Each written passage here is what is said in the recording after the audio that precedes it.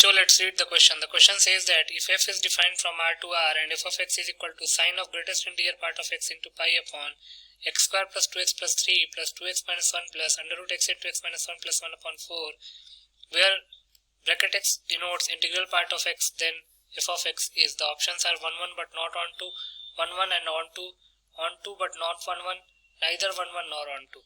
इस क्वेश्चन में एक फंक्शन डिफाइंड है r to r और f of x दे रखा है sine of integral part of x into pi upon x square plus 2x plus 3 plus 2x minus 1 plus under root x into x minus 1 plus 1 upon 4. तो f of x का nature बताना है कि वो कैसा होगा, 1 1 होगा but not on 2 होगा, या फिर 1 1 and on 2 होगा, या फिर on 2 but not 1 1 होगा, या फिर neither 1 1 nor on 2 होगा. बहुत ही सिंपल सा क्वेश्चन है. पहले हम की कॉन्सेप्ट लिख लेते हैं.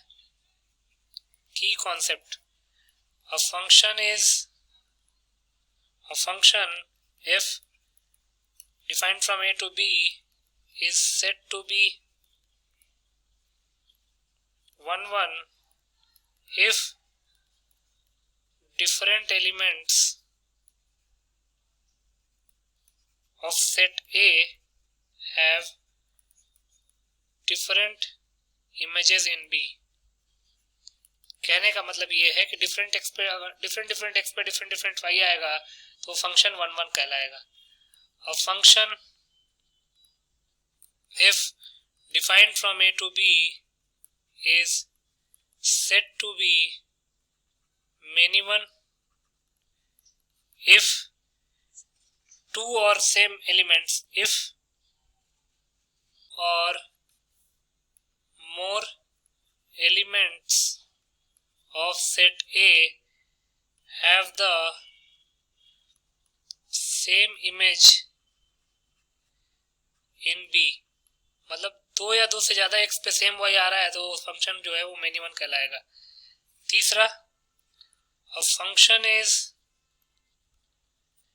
into if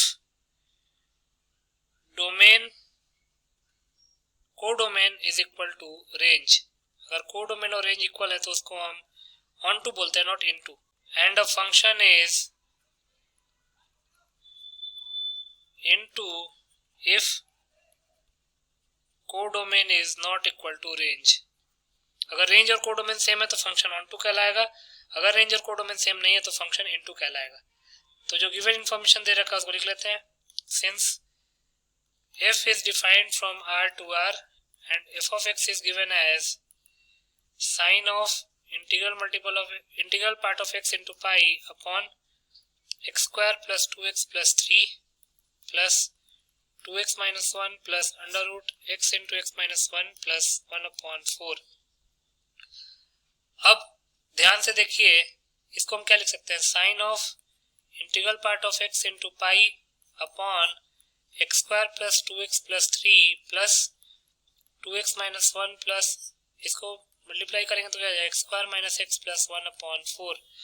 अब अगर इंटीग्रल पार्ट ऑफ x का ग्राफ देखेंगे, x ये greatest integer part of x है तो उसका ग्राफ कुछ ऐसा बनता है.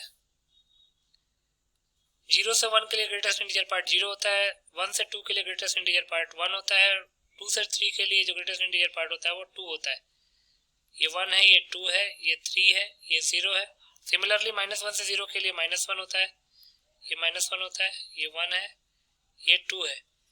तो इसका मतलब कि greatest integer part of x हमेशा इंटीग्रल वैल्यू देगा. इंटीग्रल वैल्यू देगा तो इंटीग्रल वैल्यू इनटू पाई, मतलब इंटीग्रल मल्टीपल ऑफ पाई हो गया.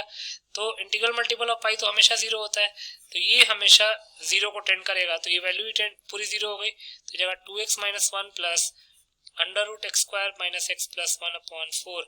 तो यहाँ से एफ ऑफ एक्स जो आ गया वो आ गया 2x minus 1 plus under root x square minus x plus 1 upon 4.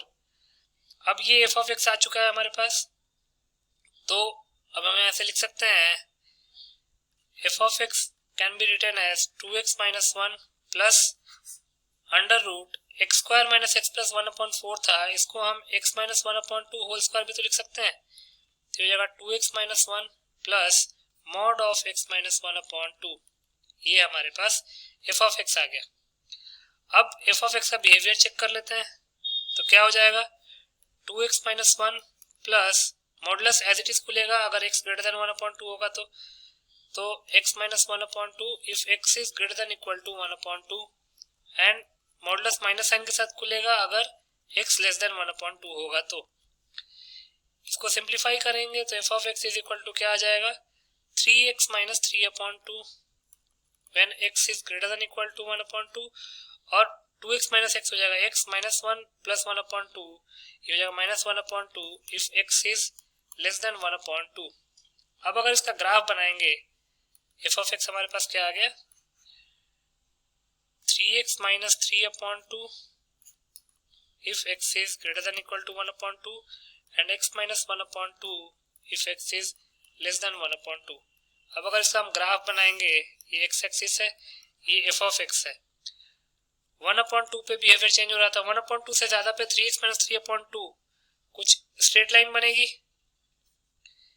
y is equal to 3x minus 3/2। एक रफ डायग्राम बना रहे हैं रफ डायग्राम से भी आंसर आ जाएगा और 1/2 से छोटे में x minus 1/2 ये तो समझ आ रहा है ना कि दोनों स्ट्रेट लाइन होंगी ये है y is equal to x minus 1/2।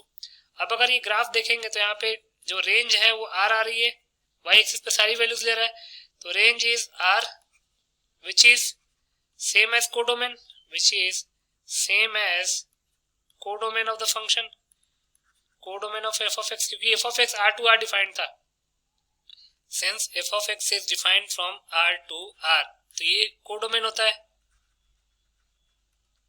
और ये डोमेन होता है कोडोमेन और रेंज इक्वल है इसका मतलब कि फंक्शन क्या हो गया ऑन टू हो गया तो इसका मतलब कि f of x is on to और डिफरेंट x पे डिफरेंट y आ रहा है क्योंकि दो स्ट्रेट लाइंस हैं स्ट्रेट लाइन पे एक x पे एक ही y आएगा दो x पे तो एक y आएगा नहीं तो लिख सकते हैं क्लियरली फ्रॉम द ग्राफ